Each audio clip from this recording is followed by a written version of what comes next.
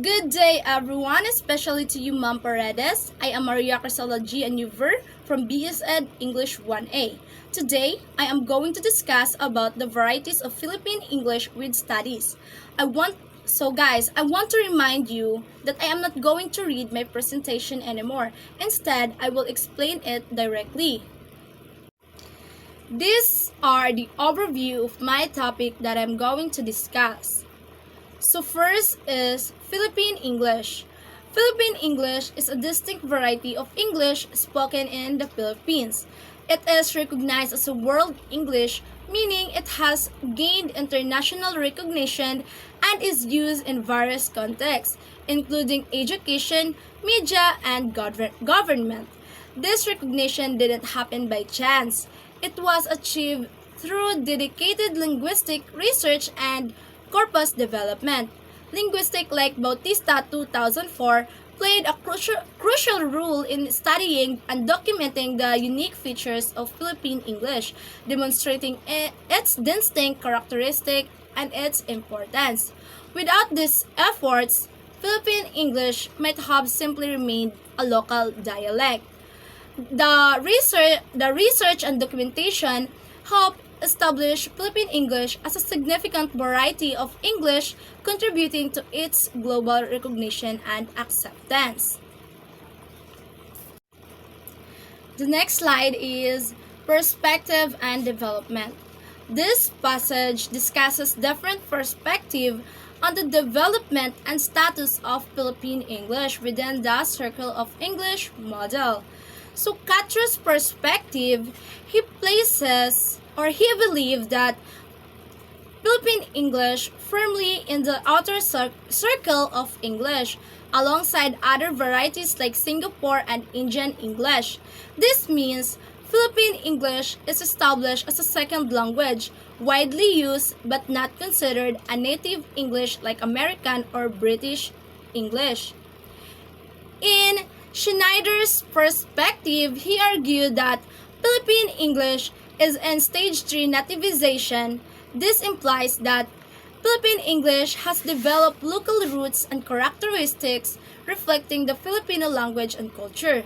However, Philippine English is still strongly influenced by language policies that favor Filipino, meaning its development is not entirely independent. Also, in Borlongan's perspectives, he believes that Philippine English has reached stage 4 of endonormative stabilization. This suggests that Philippine English has become more standardized and independent with its own norms and rules. He also believed that Philippine English is less influenced by external forces like American or British English and is evolving on its own terms. In Martin's perspective, he disagrees with Borlongan's and supports Schneider's views. Martins believed that Philippine English is still in stage 3 because Philippine English lacks a strong independent identity and still heavily relies on Anglo-American literature and models. This suggests that Philippine English is not yet fully established as a distinct, self-sufficient language variety.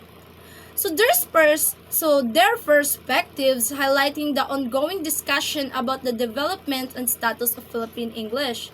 Different linguistics have a different perspective on how Philippine English has progressed along the path of nativization and stabilization.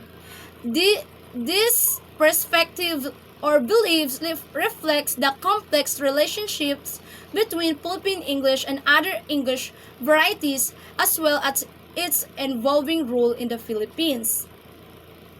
Next is going beyond English. Imagine, in the Philippines, people speak English, but it is not exactly like American or British English. It's called Philippine English. Now, there are different ways people speak in the Philippines or in our country. So we have a Yaya English.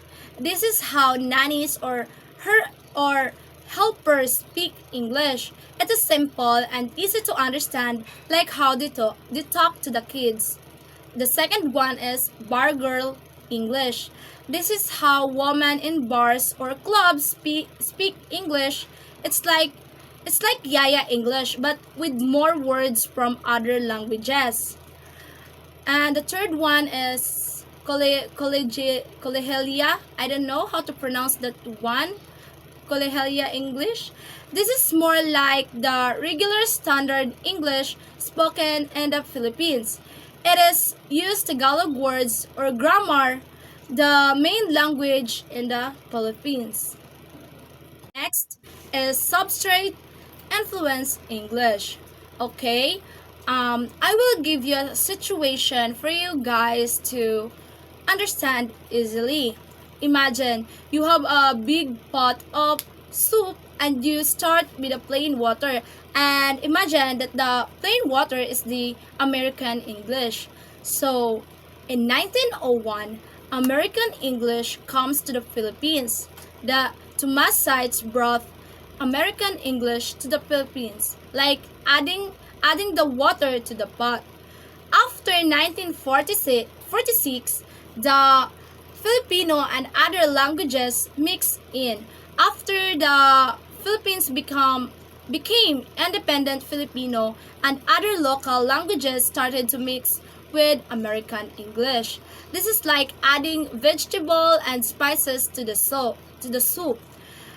A a unique blend. The result is Philippine English, a special kind of English that is different from the American English that is started with.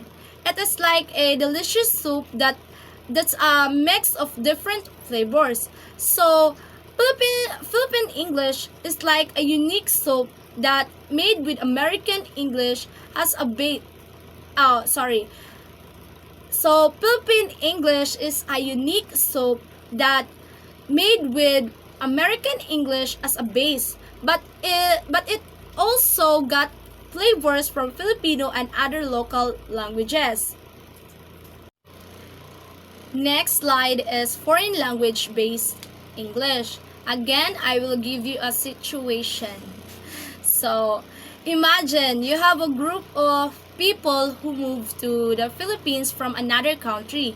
They speak on their own language, but they also learn English and Tagalog, the main language in the Philippines. So first we have Philippine Korean English. This is how Korean people in the Philippines might speak English. It is a mix of English, Korean, and Tagalog because they use all three languages on their daily lives. It is like adding Korean spices and vegetable to an English soup, making it its unique flavor. And the second one is Philippine Chinese English.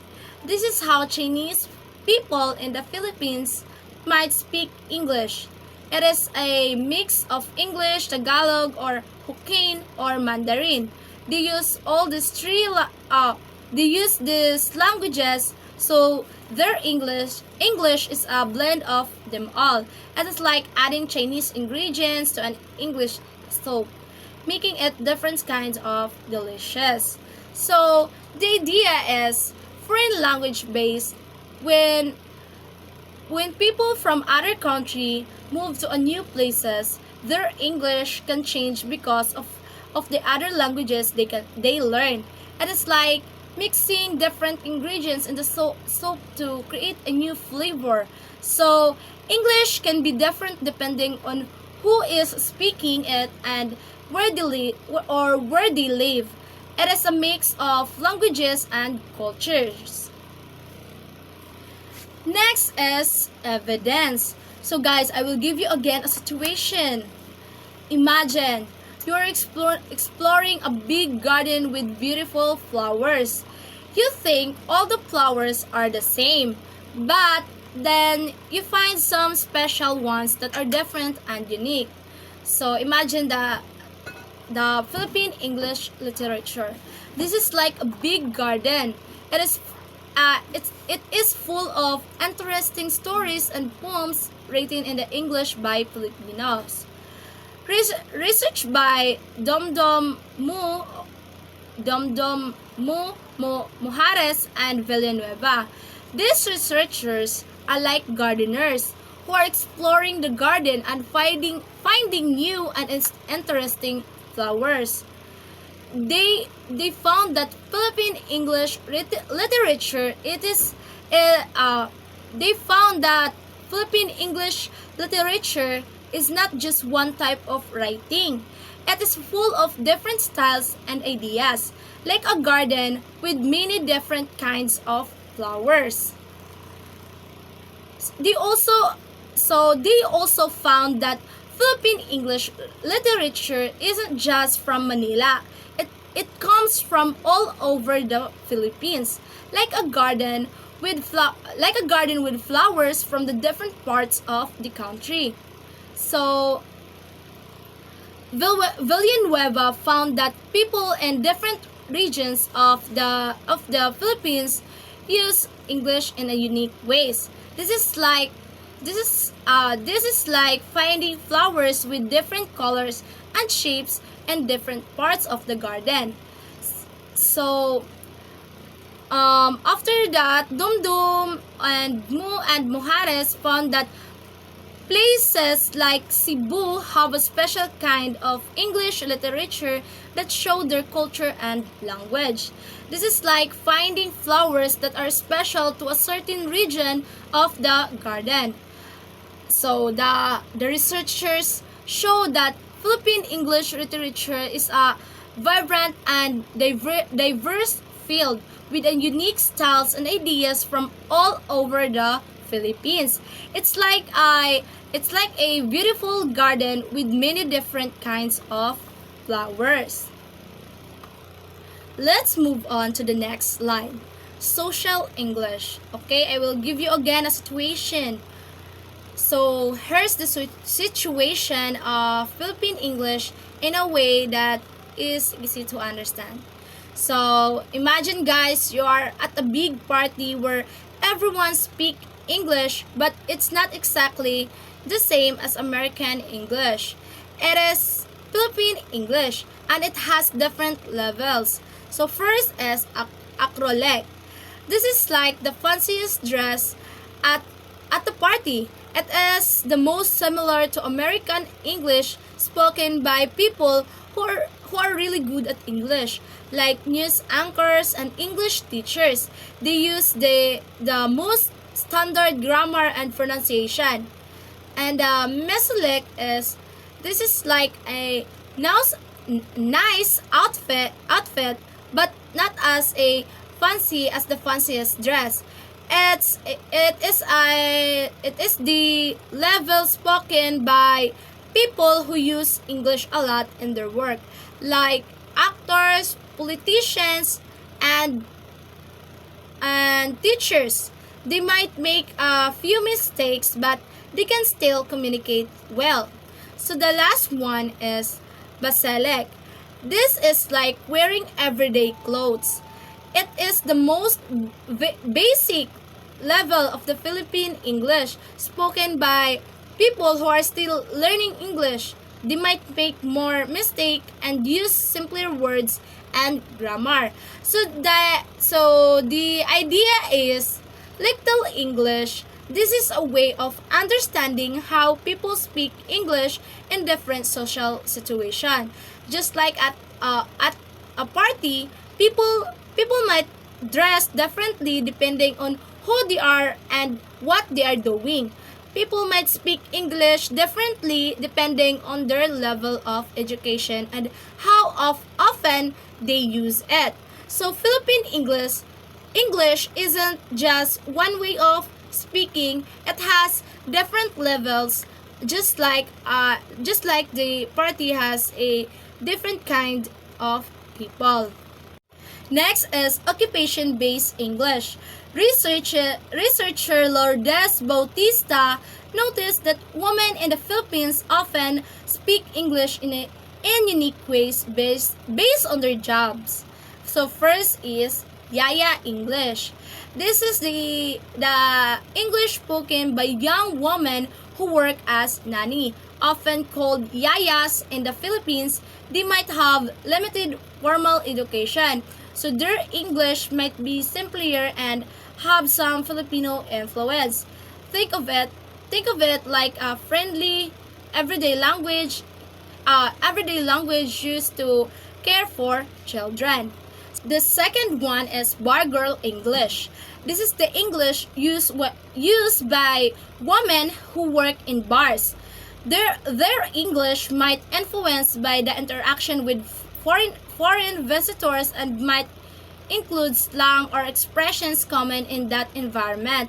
It is a type of English used in a specific social settings. The the third one is Kolehilia English. I don't know if I pronounce it right. So this is the English associated with female students who attend convent school, which are private school, often run by Catholic nuns. Their English is often considered more formal and refined, reflecting their higher social class rather than their religious upbringing. It is a type of English that signifies a certain level of education and social standing. So these three sub-varieties of Philippine English show how language can be influenced by social class, and even the specific environment where people work. It is a it is a fascinating example of how language reflects the diverse experience and rules of people in society. Next is hybrid English. Imagine English is like a big mixing bowl. In the past, people wanted to keep it pure, like only using one ingredient. But now, we know that English around the world has become more like a delicious salad with different ingredients mixed together. So, we have Taglish. This is like mixing lettuce and tomatoes. It is a mix of Tagalog and English, and it is very common in the Philippines. People use it everywhere from TV shows to everyday conversation. So, yeah.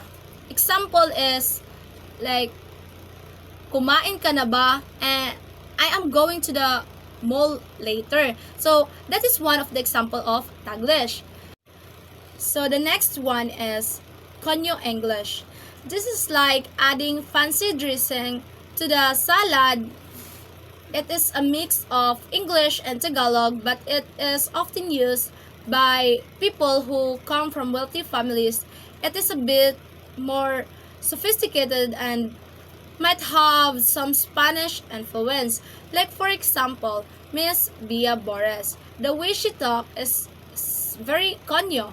Like one of her viral lines is, I want puto bongbong with cheese. So that is the example of konyo English. And the last one is Hukaglish konyo. This is like adding a special sauce to the salad. It is a mix of English, Tagalog, and Hokkien, a Chinese dialect. It is often used by people of Chinese descent in the Philippines. So, hybrid English is about mixing language to create a new interesting way of speaking.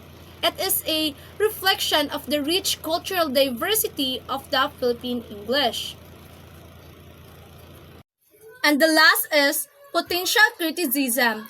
The idea of Philippine English as a distinct entity is a topic of ongoing debate, while some scholars recognize the unique variation in English spoken throughout the Philippines. Others question whether these differences are significant enough to be considered separate from standard Philippine English. So, to better understand and appreciate this variation, current research advocates for refining existing linguistic models. So, these models aim to capture the diverse regional and social influence on how English is used in the Philippines, ultimately establishing Philippine English as a unique and valuable language variety.